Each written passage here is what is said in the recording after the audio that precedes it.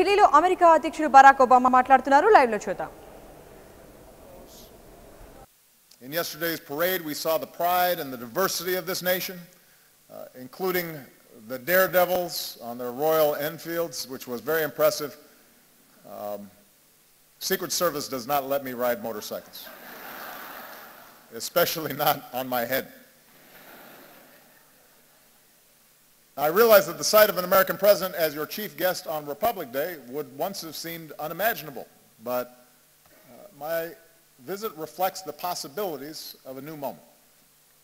As I've said many times, I believe that the relationship between India and the United States can be one of the defining partnerships of the century. When I spoke to your parliament on my last visit, I laid out my vision for how our two nations can build that partnership. And today I want to speak directly to you, the people of India, about what I believe we can achieve together and how we can do it.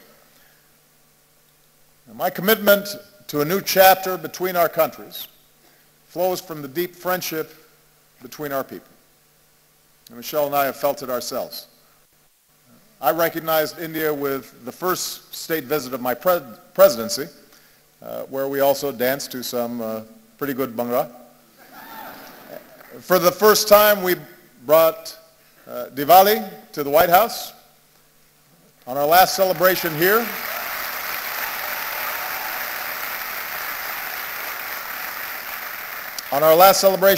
we celebrated the Festival of Lights in Mumbai. We danced with some children. Unfortunately, we were not able to schedule any dancing this visit. Señorita, bude, desho me. You know what I mean. So,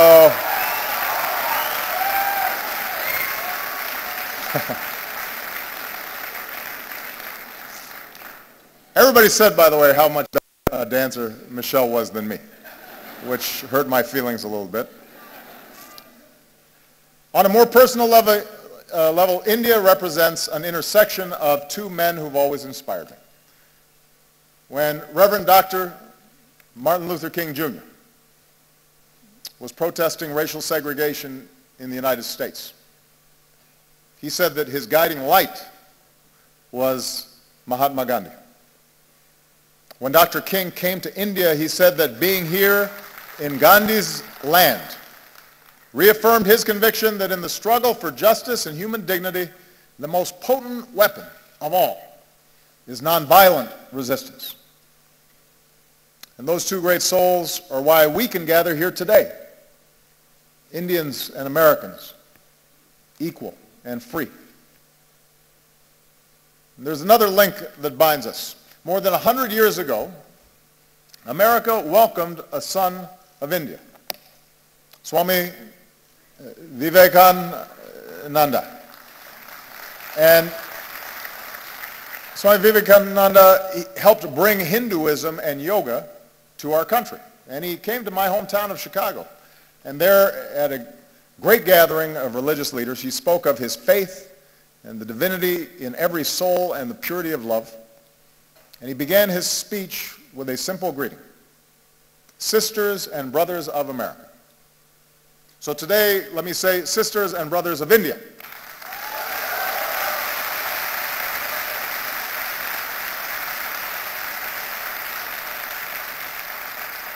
My confidence in what our nations can achieve together is rooted in the values that we share. For we may have our different histories and speak different languages, but when we look at each other, we see a reflection of ourselves. Having thrown off colonialism, we created constitutions that began with the three same words: we the people.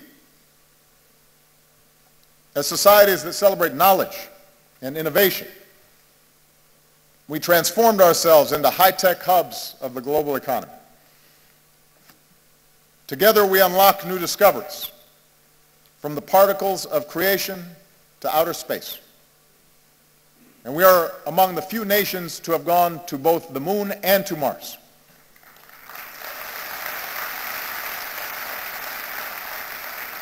And here in India, this dynamism has resulted in a stunning achievement. You've lifted countless millions from poverty and built one of the world's largest middle classes.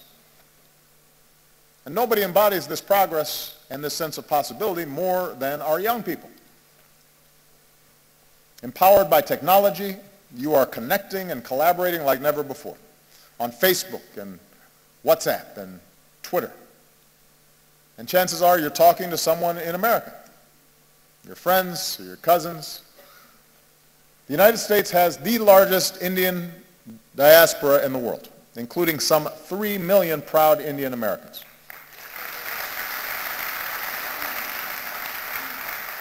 And they make America stronger, and they tie us together. Bonds of family and friendship that allow us to share in each other's success. So for all these reasons, India and the United States are not just natural partners. I believe America can be India's best partner. I believe that.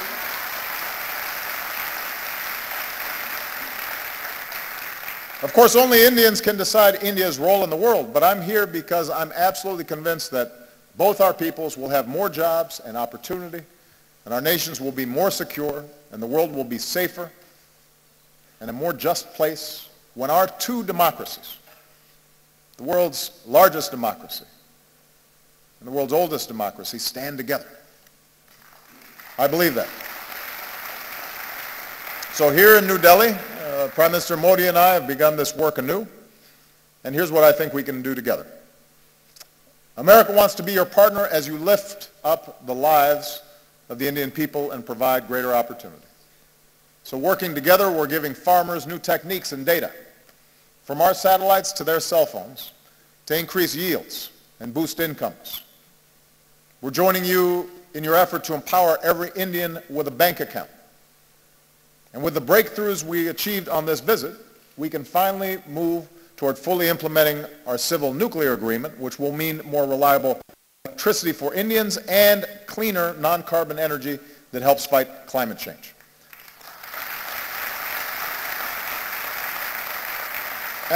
And I don't have to describe for you what more electricity means. Students being able to study at night, businesses being able to stay open longer and hire more workers, farmers being able to use mechanized tools that increase their productivity, whole communities seeing more prosperity. In recent years, India has lifted more people out of poverty than any other country. And now we have a historic opportunity, with India leading the way, to end the injustice of extreme poverty all around the world.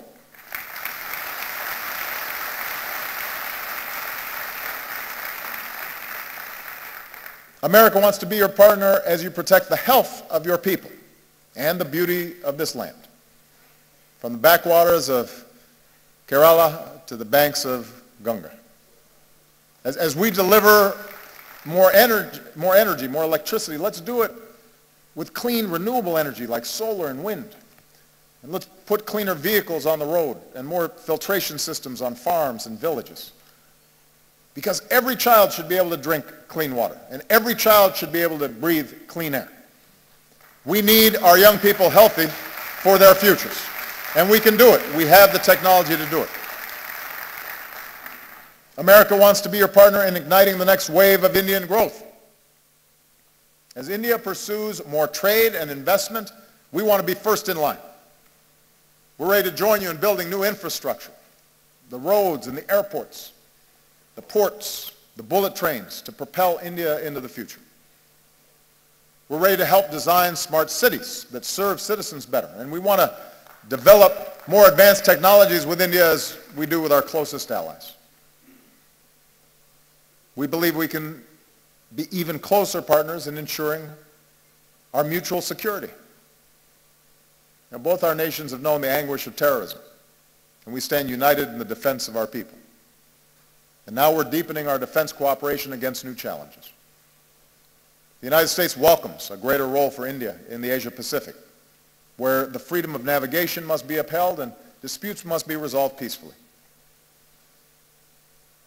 And even as we acknowledge the world as it is, we must never stop working for the world as it should be, a world without nuclear weapons. That should be a goal for all of us.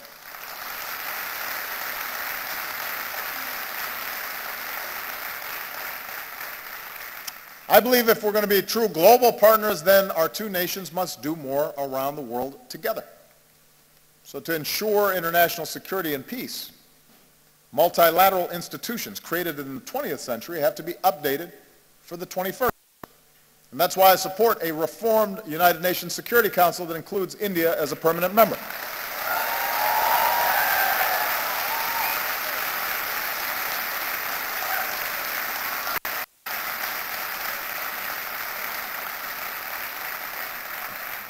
Of course, as I've said before, with power comes responsibility. In this region, India can play a positive role in helping countries forge a better future. From Burma to Sri Lanka, where today there's new hope for democracy. With your experience in elections, you can help other countries with theirs. With your expertise in science and medicine, India can do more around the world to fight disease and develop new vaccines and help us end the moral outrage of even a single child dying from a preventable disease. Together, we can stand up against human trafficking and work to end the scourge of modern-day slavery.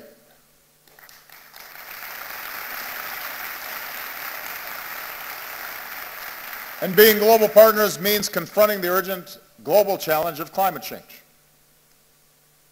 With rising seas, melting Himalayan glaciers, more unpredictable monsoons, cyclones getting stronger, few countries will be more affected by a warmer planet than India.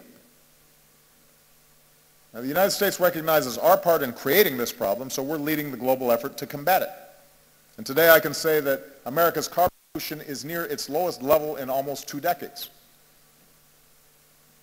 I know the argument made by some that it's unfair for countries like the United States to ask developing nations and emerging economies like India to reduce your dependence on the same fossil fuels that help power our growth for more than a century. But here's the truth. Even if countries like the United States curb our emissions, if countries that are growing rapidly like India, with soaring energy needs, don't also embrace cleaner fuels, then we don't stand a chance against climate change.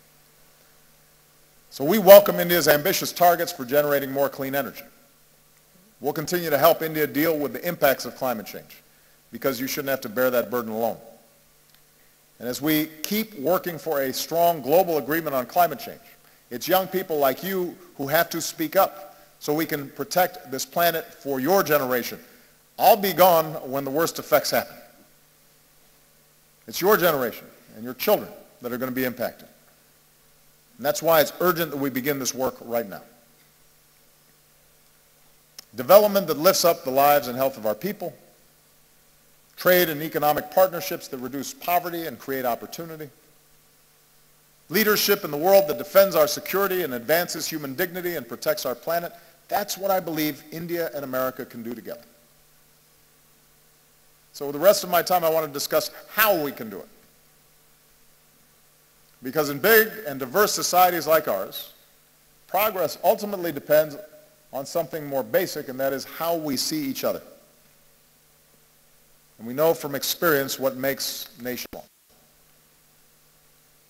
Neha, I think, did a great job of describing the essence of what's important here. We are strongest when we see the inherent dignity in every human being. Look at our countries, the incredible diversity, even here in this hall. India is defined by countless languages and dialects in every color and caste and creed, gender and orientations. And likewise in America, we're black and white and Latino and Asian and Indian American and Native American. Your Constitution begins with the pledge to uphold the dignity of the individual. And our Declaration of Independence proclaims that all men are created equal. In both our countries, generations have worked to live up to these ideals. And when he came to India, Martin Luther King Jr. was introduced to some school children as a fellow untouchable. My grandfather was a cook for the British Army in Kenya. The distant branches of Michelle's family tree include both slaves and slave owners. When we were born, people who looked like us still couldn't vote in some parts of the country. Even as America has blessed us with extraordinary opportunities, there were moments in my life where I've been treated differently because of the color of my skin. Many countries, including the United States, grapple with questions of identity and inequality and how we treat each other, people who are different than us, how we deal with diversity of beliefs and of faiths. And right now, in crowded neighborhoods not far from here, a man is driving an auto rickshaw or washing somebody else's clothes or doing the hard work no one else will do. And a woman is cleaning somebody else's house. And a young man is on a bicycle delivering lunch. A little girl is hauling a heavy bucket of water. And I believe their dreams, their hopes, are just as important, just as beautiful, just as worthy as ours. And so even as we live in a world of terrible inequality, we're also proud to live in countries where even the grandson of a cook can become president, or even a dulit can help write a constitution, and even a tea seller can become prime minister.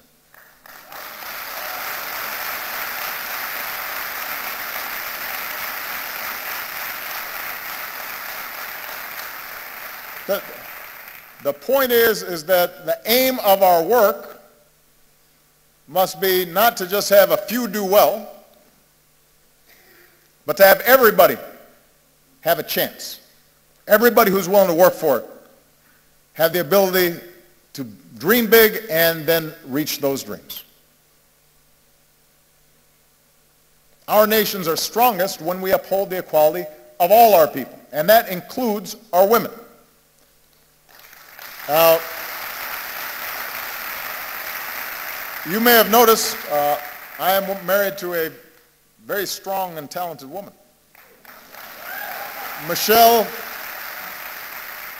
is not afraid to speak her mind or tell me when I'm wrong, which happens frequently. And we have two beautiful daughters, so I'm surrounded by smart, strong women. And in raising our girls, we've tried to instill in them basic values. A sense of compassion for others and respect for themselves and the confidence that they can go as far as their imaginations and abilities will carry them. And as part of Michelle's work as First Lady, she's met with women and girls around the world, including here in India, to let them know that America believes in them too. In the United States, we're still working to make sure that women and girls have all the opportunities they deserve and that they're treated equally. And we have some great role models, including here today the former Speaker of our House of Representatives, Nancy Pelosi, who was the first woman Speaker of the House and my great partner.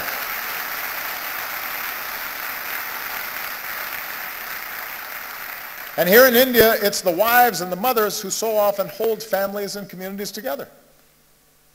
Indian women have shown that they can succeed in every field, including government, where many of your leaders are women. And the young women who are here today are part of a new generation that is making your voice heard and standing up and determined to play your part in India's progress. And here's what we know. We know from experience that nations are more successful when their women are successful. When girls go to school, now this is one of the most direct measures of whether a nation is going to develop effectively is how it treats its women. When a girl goes to school, it doesn't just open up her young mind, it benefits all of us because maybe someday she'll start her own business or invent a new technology or cure a disease.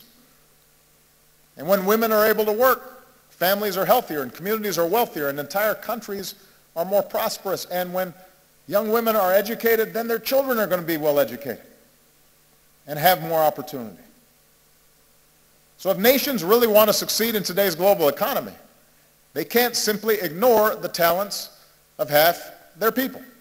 And as husbands and fathers and brothers, we have to step up because every girl's life matters. Every daughter deserves the same chance as our sons. Every woman should be able to go about her day, to walk the streets or ride the bus and be safe and be treated with respect and dignity. She deserves that.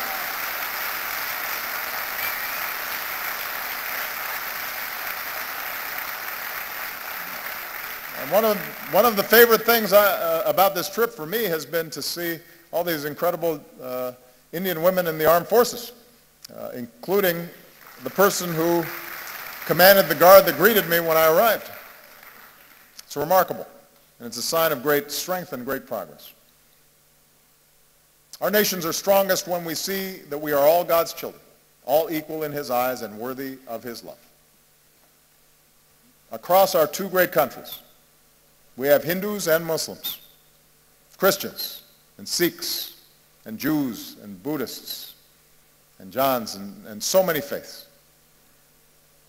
And we remember the wisdom of Gandhiji, who said, "For me, the different religions are beautiful flowers from the same garden, or they are branches of the same majestic tree." Branches of the same majestic tree. Our freedom of religion is written into our founding documents. It's part of America's very first amendment. Your Article 25 says that all people are equally entitled to freedom of conscience and the right freely to profess, practice, and propagate religion. In both our countries, in all countries, upholding this fundamental freedom is the responsibility of government, but it's also the responsibility of every person. In our lives, Michelle and I have been strengthened by our Christian faith. But there have been times where my faith's been questioned by people who don't know me. Or they've said I adhere to a different religion, as if that were somehow a bad thing. Around the world, we've seen intolerance and violence and terror perpetrated by those who profess to be standing up for their faith, but in fact are betraying it. No society is immune from the darkest impulses of man. And too often, religion has been used to tap into those darker impulses as opposed to the light of God. 3 years ago in our state of Wisconsin, back in the United States, a man went into a Sikh temple and in a terrible act of violence killed 6 innocent people, Americans and Indians.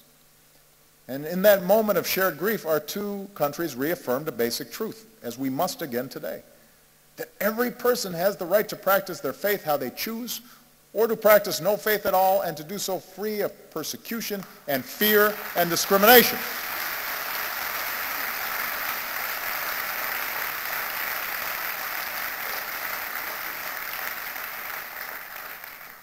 The peace we seek in the world begins in human hearts. And it finds its glorious expression when we look beyond any differences in religion or tribe and rejoice in the beauty of every soul. And nowhere is that more important than India. Nowhere is it going to be more necessary for that foundational value to be upheld. India will succeed so long as it is not splintered along the lines of religious faith, so long as it's not splintered along any lines and is unified as one nation. And it's when all Indians, whatever your faith, go to the movies and applaud actors like Shah Rukh Khan, and when you celebrate athletes like Milkha Singh or Mary Kom, and every Indian can take pride in the courage of a humanitarian who liberates boys and girls from forced labor and exploitation, who's here today, Kailash Satyarthi,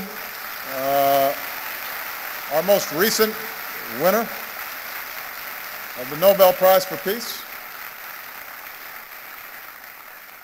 So that's what unifies us. Do we act with compassion and empathy? Are we measured by our efforts, by what Dr. King called the content of our character rather than the color of our skin or the manner in which we worship our God? In both our countries, in India and in America, our diversity is our strength, and we have to guard against any efforts to divide ourselves along sectarian lines or any other lines. And if we do that well, if America shows itself as an example of its diversity and yet the capacity to live together and work together in common effort, in common purpose. If India, as massive as it is, with so much diversity, so many differences, is able to continually affirm its democracy, that is an example for every other country on earth. That's what makes us world leaders. Not just the size of our economy or the number of weapons we have, but our ability to show the way in how we work together and how much respect we show each other. And finally, our nations are strongest when we empower our young people. Because ultimately, you're the one who has to break down these old stereotypes and these old barriers, these old ways of thinking. You know, prejudices and stereotypes and assumptions, those are what happens to old minds like mine. You know, I'm getting gray hair now. I was more youthful when I first started this office. And that's why young people are so important in these efforts. You know, here in India, most people are under 35 years old. And India is on track to become the world's most populous country. So young Indians like you aren't just going to define the future of this nation, you're going to shape the world. Like young people everywhere, you want to get an education and find a good job and make your mark, and it's not easy. But in our two countries, it's possible. Remember, Michelle and I don't come from wealthy backgrounds or famous families. Our families didn't have a lot of money. We did have parents and teachers and communities that cared about us, and with the help of scholarships and student loans, we were able to attend some of the best schools in the world.